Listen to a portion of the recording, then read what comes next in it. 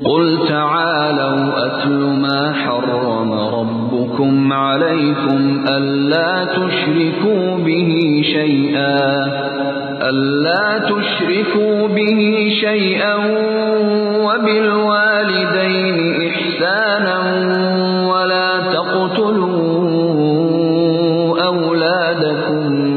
من إملاق نحن نرزقكم وإياهم ولا تقربوا الفواحش ما ظهر منها وما بطن ولا تقتلوا النفس التي حرم الله إلا بالحق ذلكم وصاكم به لعلكم تعقلون۔ اے محمد ان سے کہو کہ آؤ میں تمہیں سناؤں تمہارے رب نے تم پر کیا پابندیاں عائد کی ہیں۔ یہ کہ اس کے ساتھ کسی کو شریک نہ کرو اور والدین کے ساتھ نیک سلوک کرو اور اپنی اولاد کو مفلسی کے ڈر سے قتل نہ کرو، ہم تمہیں بھی رزق دیتے ہیں اور ان کو بھی دیں گے، اور بے شرمی کی باتوں کے قریب بھی نہ جاؤ خواہ وہ کھلی ہوں یا چھپی، اور کسی جان کو جسے اللہ نے محترم ٹھہرایا ہے ہلاک نہ کرو مگر حق کے ساتھ۔ یہ باتیں ہیں جن کی ہدایت اس نے تمہیں کی ہے، شاید کہ تم سمجھ بوجھ سے کام لو۔ ان سے کہو آؤ میں تمہیں سناؤں کہ تمہارے رب نے تم پر کیا پابندیاں عائد کی ہیں۔ یعنی تمہارے رب کی عائد کی ہوئی پابندیاں وہ نہیں ہیں جن میں تم گرفتار ہو،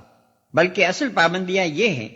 کہ جو اللہ نے انسانی زندگی کو منضبط کرنے کے لیے عائد کی ہیں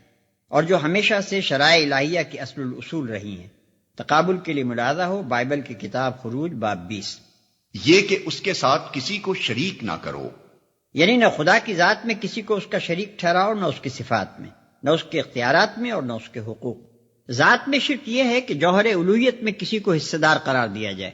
مثلا نصارہ کا عقیدہ تثلیث، مشرکین عرب کا فرشتوں کو خدا کی بیٹیاں قرار دینا، اور دوسرے مشرکین کا اپنے دیوتاؤں اور دیویوں کو اور اپنے شاہی خاندانوں کو جن سے الہ کے افراد قرار دینا، یہ سب شرک فی الذات ہیں۔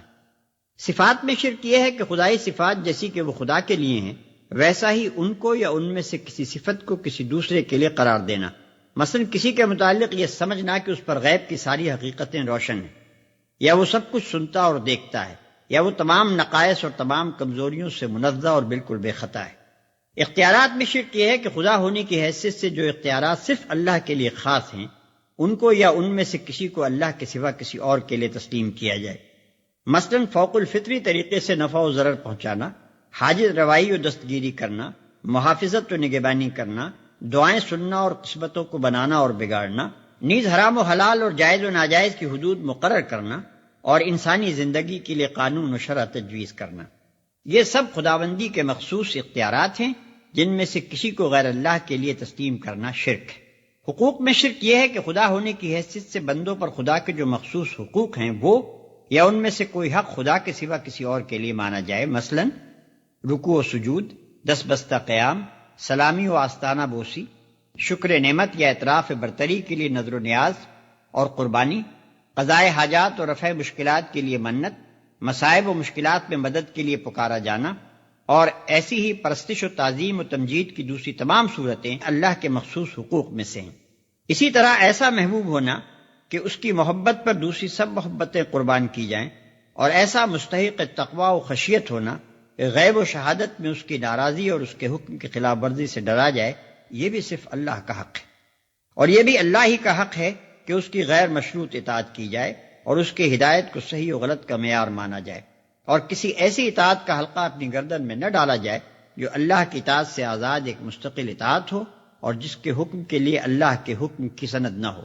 ان حقوق میں سے جو حق بھی دوسرے کو دیا جائے گا وہ اللہ کا شریک ٹھہرے گا، خواہ اس کو خدائی ناموں سے کوئی نام دیا جائے یا نہ دیا جائے۔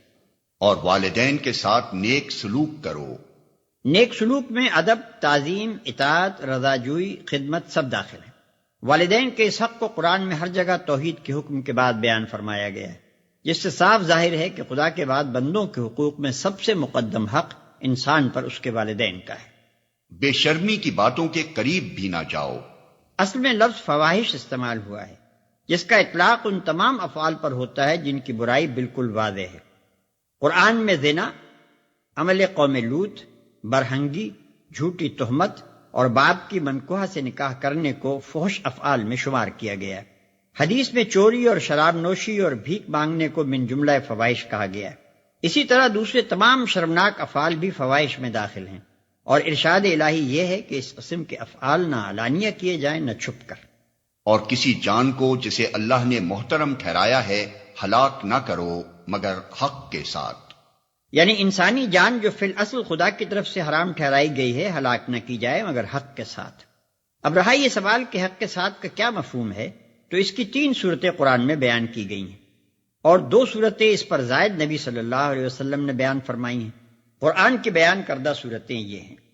1، انسان کسی دوسرے انسان کے قتل عمد کا مجرم ہو اور اس پر قصاص کا حق قائم ہو گیا ہو۔ 2، دین حق کے قیام کی راہ میں مزاحم ہو اور اس سے جنگ کیے بغیر چارہ نہ رہا ہو۔ 3، دارالاسلام کے حدود میں بدامنی پھیلائے یا اسلامی نظام حکومت کو الٹنے کی صحیح کرے۔ باقی 2 صورتیں جو حدیث میں ارشاد ہوئی ہیں یہ ہیں: 4، شادی شدہ ہونے کے باوجود زنا کرے۔ 5، ارتداد اور خروج از جماعت کا مرتکب ہو۔ ان 5 صورتوں کے سوا کسی صورت میں انسان کا قتل انسان کے لیے حلال نہیں ہے، خواہ وہ مومن ہو یا ذمی یا عام کافر۔